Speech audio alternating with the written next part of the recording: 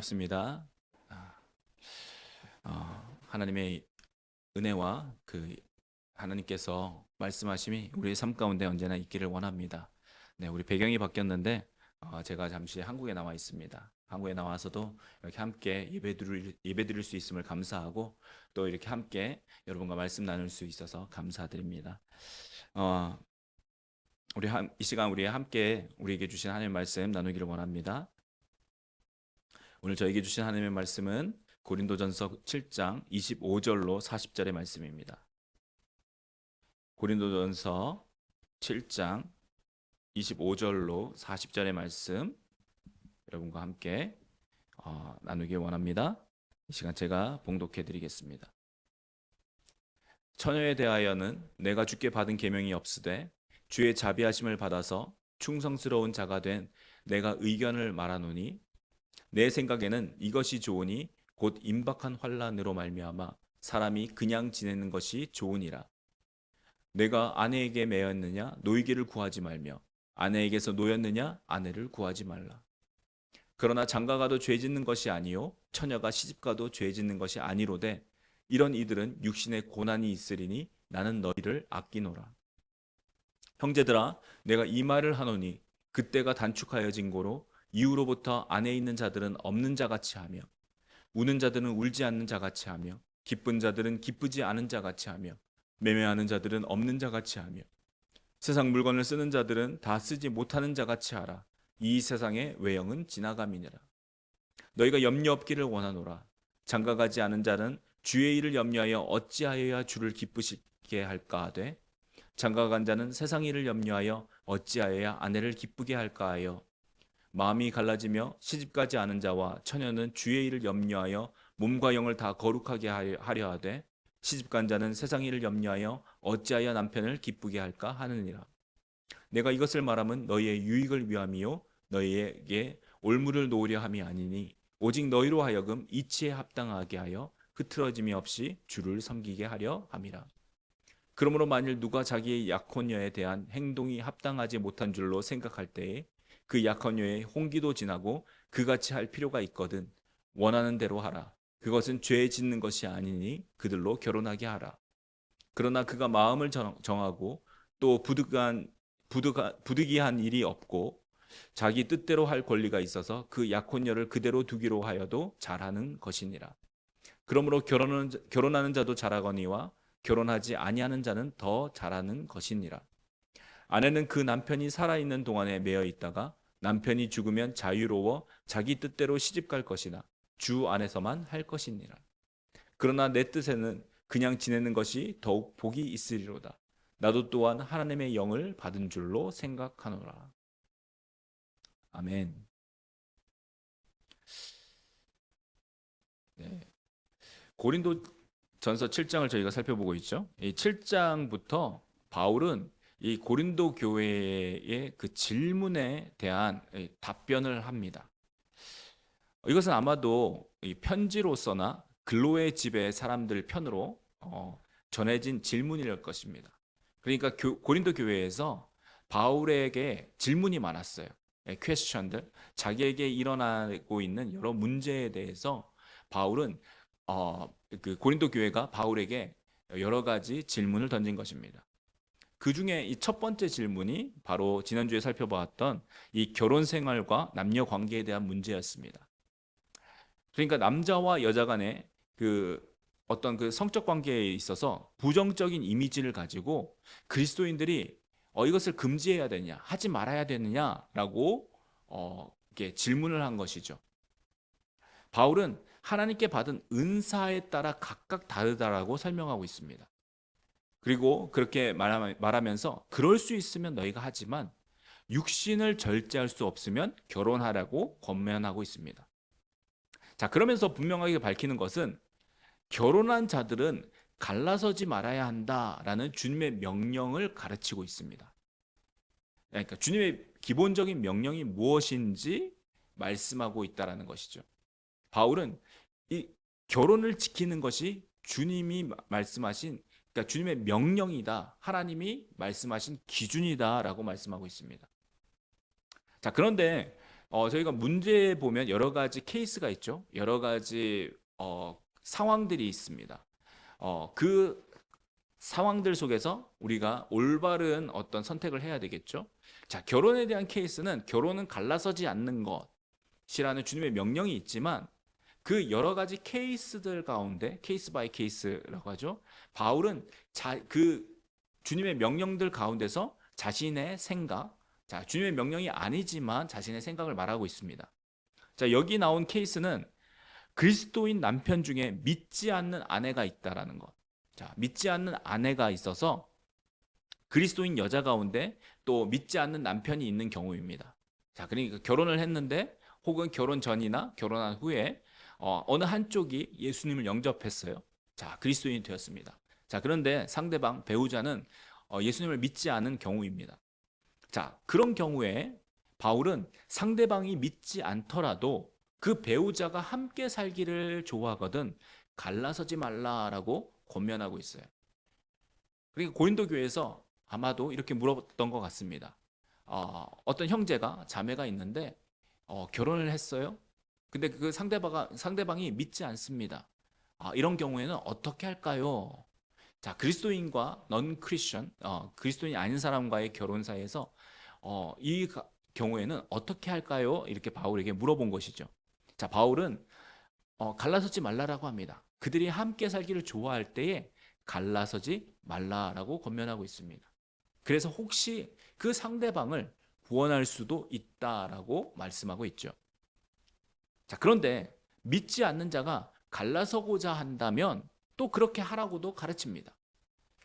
왜냐하면 믿지 않는 그 상대방 때문에 하나님의 화평이 깨어진다면, 하나님께서 주신 그 화평함이 깨어진다면 그렇게 하는 것, 그러니까 갈라서는 것이 더 낫다라는 것이죠.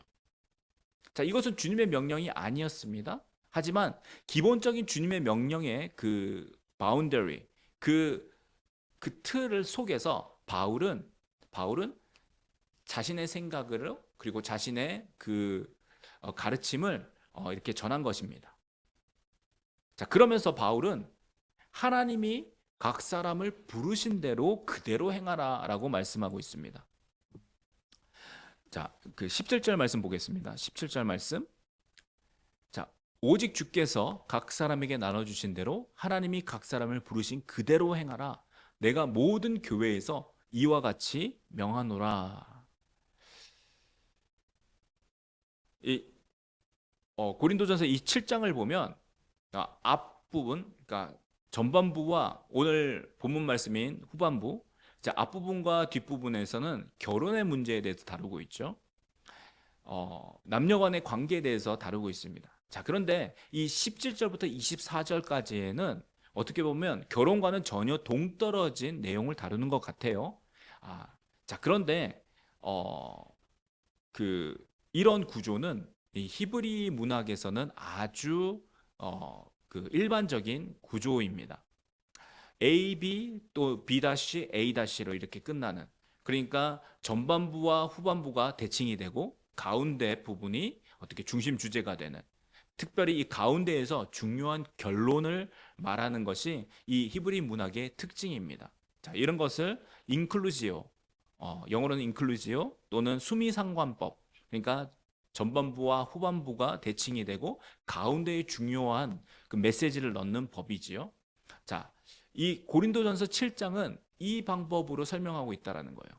전반부와 후반부의 결혼에 대해서 이야기하면서 그 중심부에는 이 결혼을 통일해서 이 결혼 문제를 전체 합해서 이 바울이 하고자 하는 이야기를 적고 있다라는 것입니다.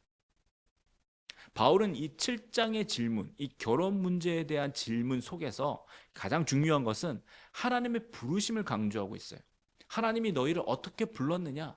하나님이 너희를 어떻게 불렀느냐를 강조하고 있어요. 그리고 그 부르심 속에서 하나님과 함께 거하라라고 말씀하고 있습니다. 자, 24절 보겠습니다. 24절. 형제들아 너희는 각각 부르심을 받은 그대로 하나님과 함께 거하라. 아멘. 자, 어떤 말씀입니까? 부르심을 받은 그 가운데서 하나님과 함께 거하는 것이 우리에게 주신 명령이다라는 것이에요.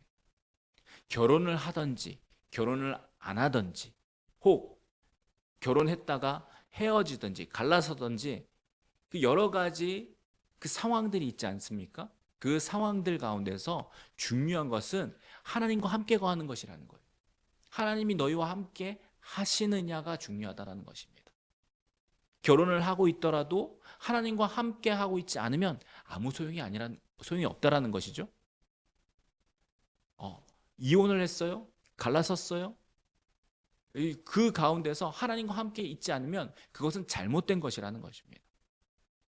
하나님은 우리에게 우리 각각을 부르셨고 그 부르심 가운데 함께 하시기를 원하신다라고 바울이 가르치고 있다라는 것이. 바울이 말하는 것은 이 할례자로 너희가 부르심을 받았으면 할례자로서 너희가 살아야 된다. 혹 그런데 무할례자로 부르심을 받았으면 무할례자가 그대로 살아야 된다. 굳이 할례자가 될 필요가 없다라고 이야기하고 있습니다. 만약 너희가 종으로서 부르심을 받았으면 종으로서 부르심을 받았지만 그리스도께 속한 자유한 사람으로 살아가라고 말씀합니다. 혹 너희가 자유로운 사람으로 부르심을 받았으면 그 자유로움 가운데 너희는 그리스도의 종으로서 살아야 된다라고 말씀하고 있어요. 결혼했으면 결혼한 자로서, 결혼하지 아니한 사람은 아니한 그 모습 가운데서 그 부르심대로 너희가 살아가라. 하지만 어떻게 살아가야 되냐? 하나님과 함께 살아가야 된다라고 말씀하고 있다라는 것입니다. 여러분 기억하십시오. 우리의 부르심은 그 부르심 가운데 하나님과 함께 사는 것, 하나님과 함께 거하는 것에 있다라는 것입니다. 그러니까 무엇을 하든지 하나님과 함께 거하는 것이 중심이 되셔야 돼요.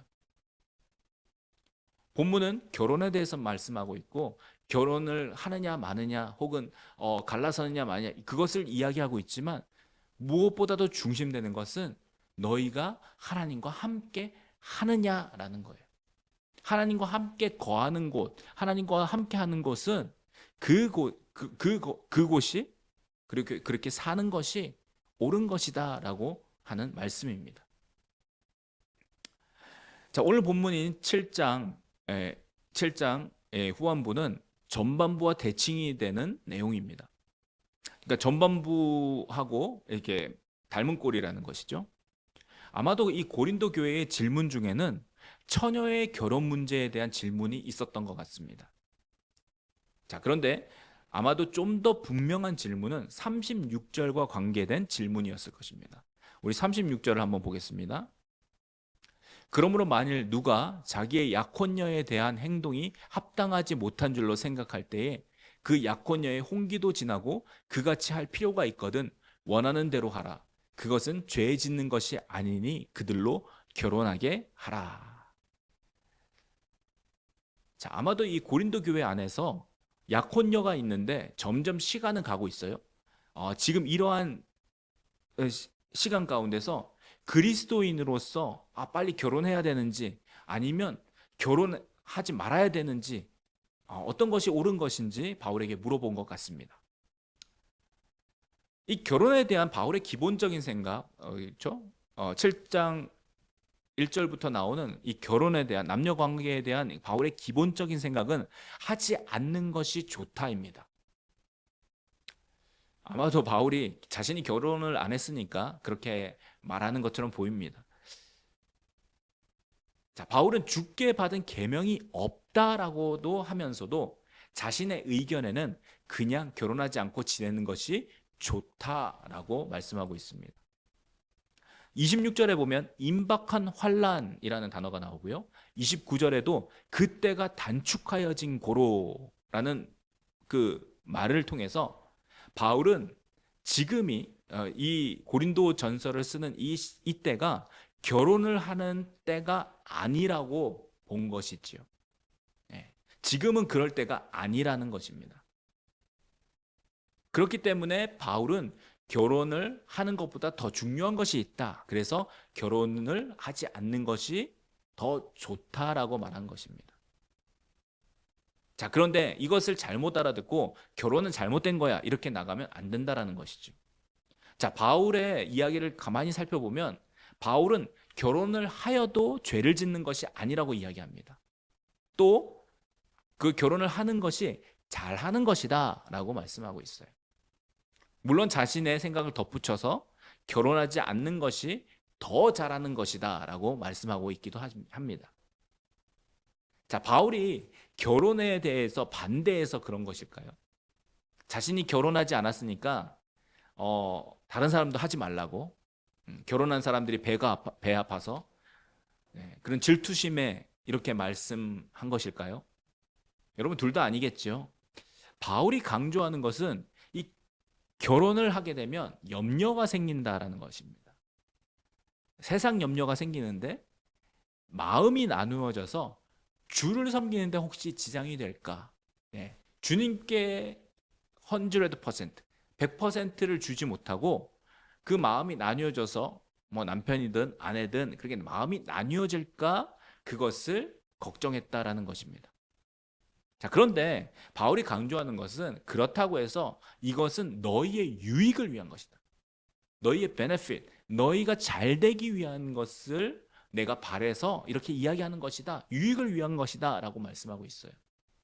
어떤 올무, 짐을 지우어서 그것으로 내가 결혼하지 말아야 돼, 혹은 결혼을 해야 되는데 어떻게 할까? 라고 어떤 짐을 더욱 덧붙이기 위해서 너에게 이런 말을 하는 것이 아니라고 하는 것입니다. 결혼을 해도 그래서 죄가 아니요, 결혼하는 것도 잘하는 것이다 라고 바울이 이야기하고 있다는 것을 우리가 기억해야 한다는 것입니다. 그래서 위의 질문에서 약혼녀와 너가 결혼을 해도 잘하는 것이고 바울에게는 결혼하지 않는 것이 좀 더 좋은 것이다, 더 잘하는 것이다 라고 권면하면서 이렇게 어드바이스, 이렇게 충고를 하고 있는 것입니다. 자, 그리고 그 문제에 더해서 남편이 죽은 여자들 하면서 이제 남편이 혹 병이든지 여러 가지 사고로 인해서 돌아가신 분들은, 여자들은 주 안에서는 재혼해도 되지만, 다시 결혼해도 되지만 자신의 생각에는 그냥 지내는 것이 더욱 복이 있다라고 가르치고 있죠. 그리고 자신의 이런 가르침, 이런 권면이 하나님의 영으로부터 온 것임을 말씀하고 있습니다.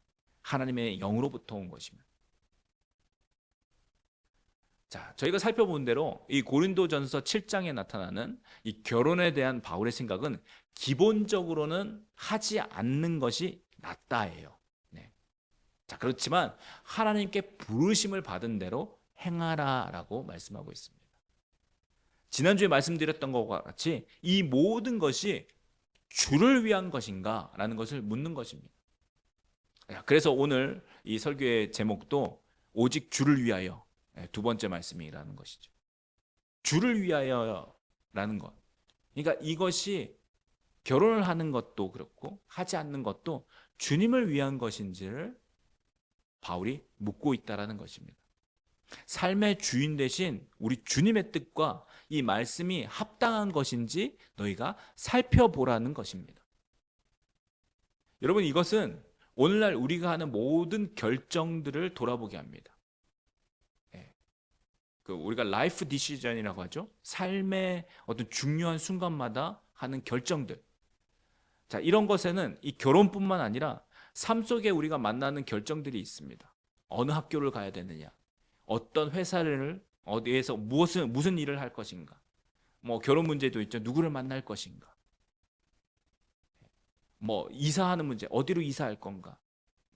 요즘에는 뭐 외국으로도 많이 나가기도 하시는데 뭐 이민을 갈 것인가, 그렇다면 어느 나라로 갈 것인가, 내가 선교를 가야 하느냐, 아니면은 또 뭐 어떤 다른 일을 해야 되느냐, 여러 가지 결정할 것들이 있다라는 것이죠. 자, 그 결정하는 그 문제들 가운데서 우리가 어떻게 하고 있는지를 돌아볼 필요가 있다라는 것입니다. 그러니까 내가 결정하는데 그 결정을 어떻게 내리느냐라는 것입니다. 그 결정의 주인이 누구이며 그 주체가 되시는 분이 누구인지를 우리가 살펴보아야 한다는 것이죠. 그러니까 결혼하는 게 옳으냐, 옳지 않냐, 이런 것을 따지는 것보다 무엇이 주를 위한 것인지 주님께 물어보라는 것입니다. 무엇을 주님을 위하는 것이요? 주님을 위해서는 내가 어떻게 결정하는 것이 좋은지를 주께 물어보라는 것이죠. 결혼 문제도 그렇습니다. 바울이 이야기하죠. 네, 결혼하면 마음이 나뉜다고요. 그래서 결혼하면 내가 마음이 나뉘어서 주님께 온전하게 못 드리겠어. 그러니까 내가 주님을 위해서 전부를 다시 다 살도록 주여 나의 전부를 받아주옵소서. 그렇게 할 수 있어요. 자, 그런데 몸이 육신의 정욕 때문에 힘들어해요. 그러면 결혼하는 게 더 낫다라는 겁니다. 육신의 정욕 때문에 내가 죄 가운데 죄의 길을 가고 죄로 인해서 넘어질 수 있다면 결혼해서 그것을 막는 것이 더 좋다라는 거예요. 그것이 바울이 말하는 가르침이었다라는 거예요. 그것이 주를 위한 것이라는 거예요. 주님은 우리에게 어떤 짐을 짊어지기 위해서 너희가 나를 위해서 살아야 돼 라고 말씀한 것이 아니라 우리를 자유케 하셨음을 여러분이 기억하셔야 합니다. 바울도 이야기하고 있죠. 너에게 올무를 주려고 하는 것이 아니다. 너에게 짐을 지우려고 이 말을 하는 것이 아니라 나는 너희가 화평 가운데 그리고 자유롭기를 원한다라고 바울이 이야기하고 있다는 것을 기억하십시오. 주님을 섬긴다라는 것, 주님을 위한다라는 것이 바로 그러한 것들이라는 거예요. 하나님께서는 우리에게 놀라운 바운더리, 놀라운 이 틀들을 주셨어요. 이것을 넘으면 죄라는 것을 알게 하시고, 하지만 이 가운데, 이 안에서는 우리에게 자유를 주시면서 그 가운데서 너희가 누리고 살라라고 말씀하셨다는 거예요. 이것이 하나님께서 우리에게 허락하신 말씀으로 사는 삶이라는 것이고, 이것이 주님을 위해 사는 삶이라는 것이에요.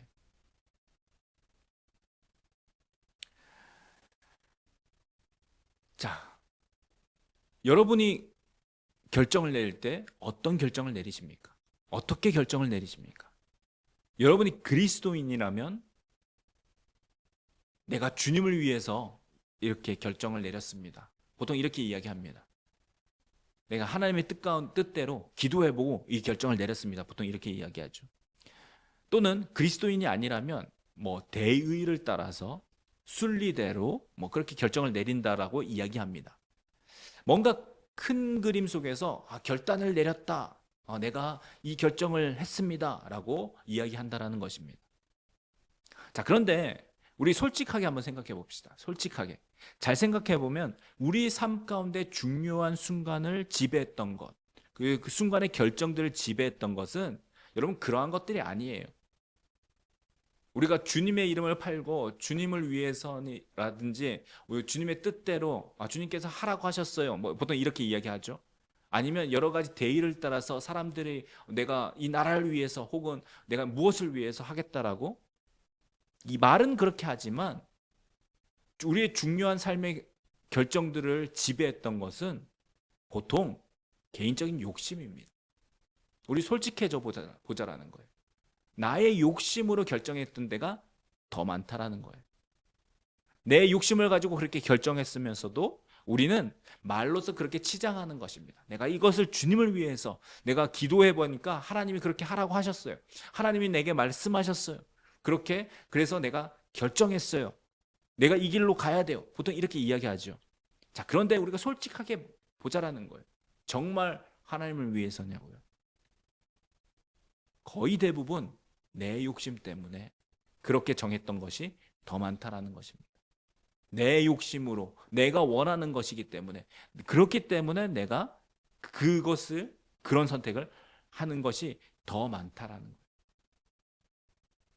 내 욕심을 가지고 했는데도 주님을 위한 것이라고 그리스도를 위한 것이라고 그렇게 치장하는 것입니다. 꾸미는 것이라는 거예요. 여러분, 우리는 하나님과 전혀 상관이 없는데도 불구하고 자신의 욕심을 따라 행하면서도 주님을 위한 것이라고 충분히 우리가 그렇게 치장하면서 착각할 수 있습니다. 그런데 더 문제가 되는 것은요, 그러한 착각이 나중에는 진짜인 줄 안다라는 거예요. 처음에는 착각으로 시작했지만 그 착각을 내가 하도 많이 듣다 보니까 내가 그렇게 그런 줄로 하니까 진짜 그런 줄 아는 거예요. 여러분, 우리의 뇌는요, 우리 자신의 결정을 정당화시킵니다. 그것이 아무리 잘못된 것이라도 우리의 뇌는 우리의 결정에 대해서 우리가 깨닫지 못하고 그것이 옳다고 그러면 거기에 대해서 정당화시킨다는 거예요. 그러니까 그것이 맞다라고 이제 일반화시켜 버립니다. 그러니까 나중에 되면 잘못된 것을 몰라요. 진짜 주를 위해서 한 거라고 그렇게 생각하게 된다라는 것이죠. 여러분, 그래서 우리는 우리 자신을 돌아보지 않고 올바로 점검하지 못하면 그렇지 않음에도 불구하고 주님을 위해서 한 거라고, 내가 이것을 주님이 시켜서 한 것이라고, 주의 말씀 때문에 한 것이라고 착각 속에 살아갈 수밖에 없다라는 것입니다. 그리고 더더욱 큰 문제는 이러한 착각은 우리 가운데 회개할 기회조차도 잃어버리게 만든다라는 거예요. 왜요? 내가 잘못한 줄 모르는데 회개가 나오겠습니까?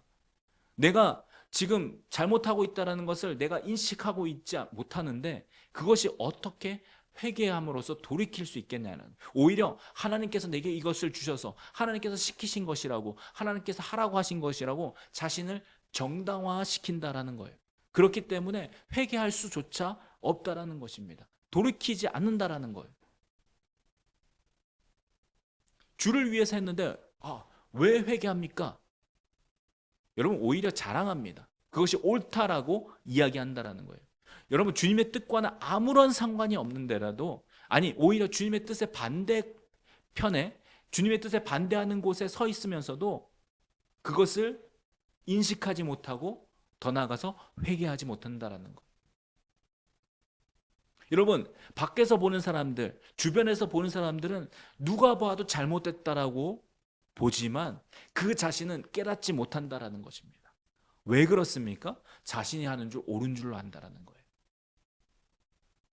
그렇게 눈이 가리워져 버렸고 생각이 굳어져 버렸다라는 겁니다. 왜요? 그 처음부터 자신의 욕심으로 한 그 결정을 하나님께서 주신 것이라고 자신이 정당화시켰기 때문입니다. 그렇기 때문에 결론적으로 회개하지도 못합니다. 회개하여 돌이키지도 못한다라는 거예요. 이것은요, 너무나도 무서운 일입니다.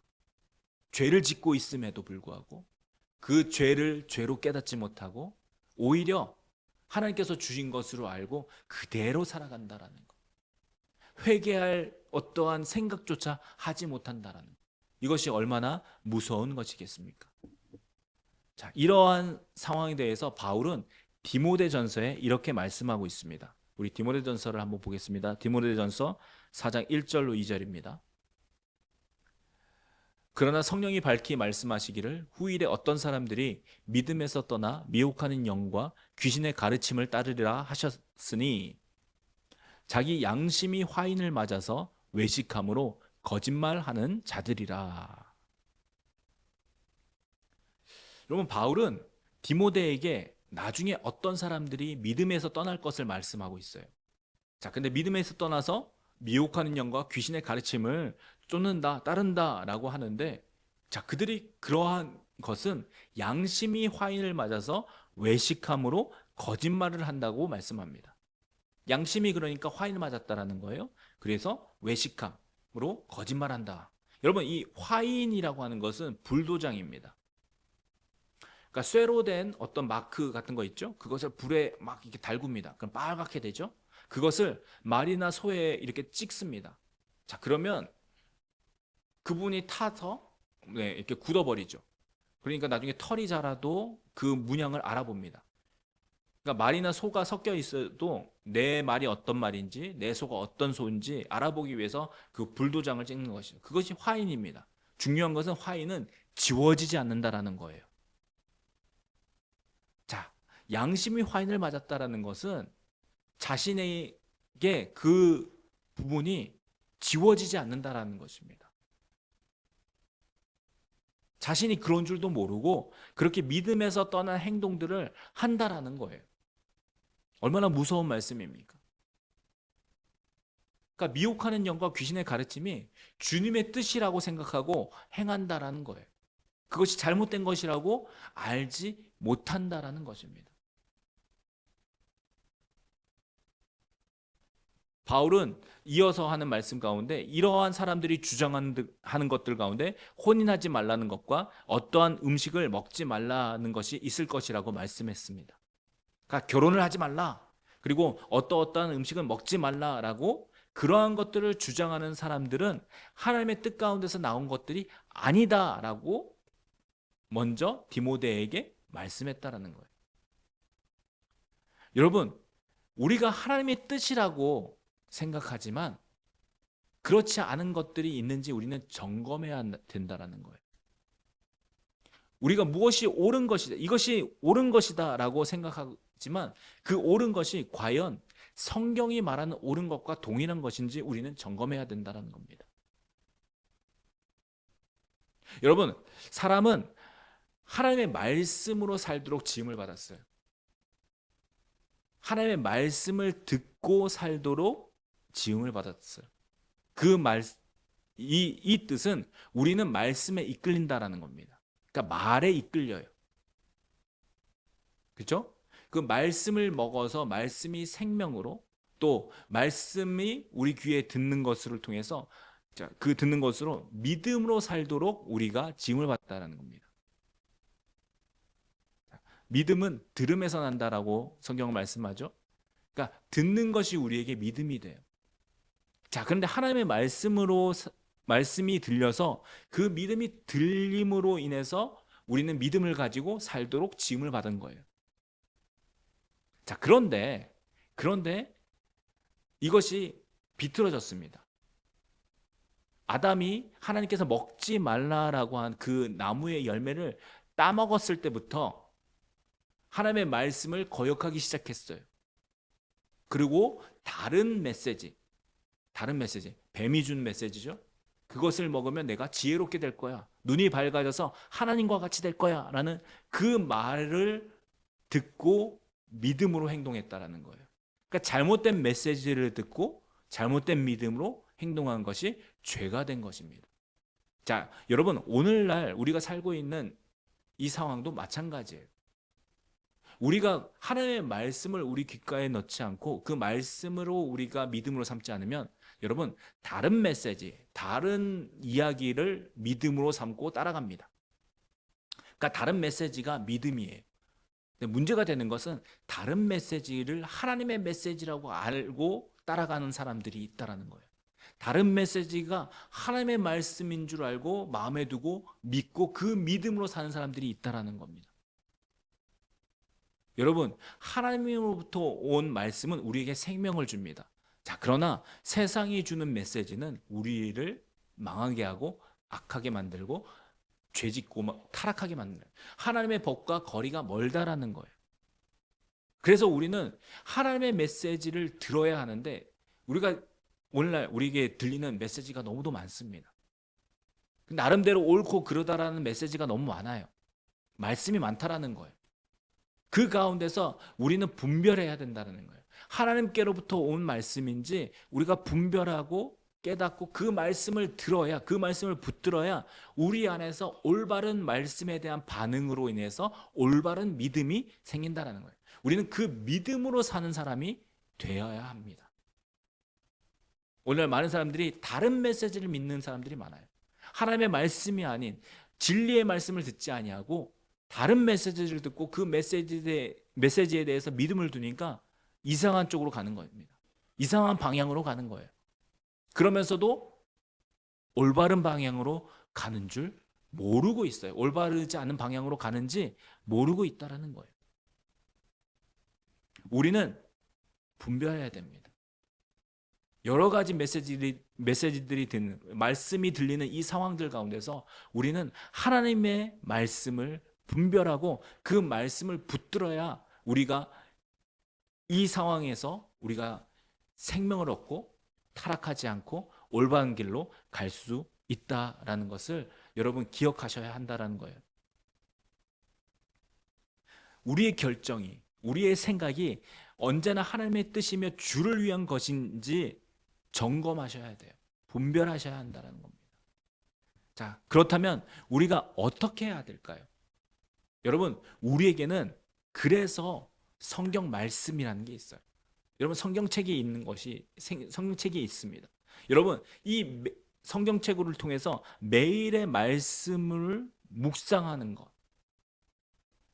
그 말씀으로 자신을 비춰보고 말씀으로 내가 들은 메시지와 비교해보는 것이 중요하다는 거예요.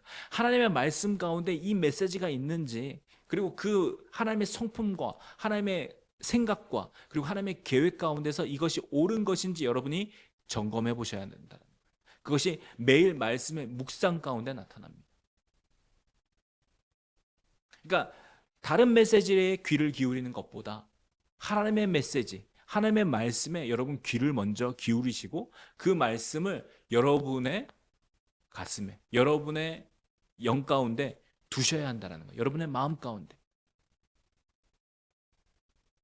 자, 두 번째는 그리고 기도함으로써 여러분의 생각과 삶을 하나님께 올려드리는 거예요. 여러분의 그 결정 문제에 대해서 하나님께 말씀드리는 것입니다. 말씀으로 자신을 돌아보고 기도로서 하나님께 여쭤보는 것. 자신의 삶의 그 결단 가운데서 하나님의 뜻을 물어보는 것. 이 두 가지가 오늘을 사는 우리 모두에게 필요한 것이라는 거예요.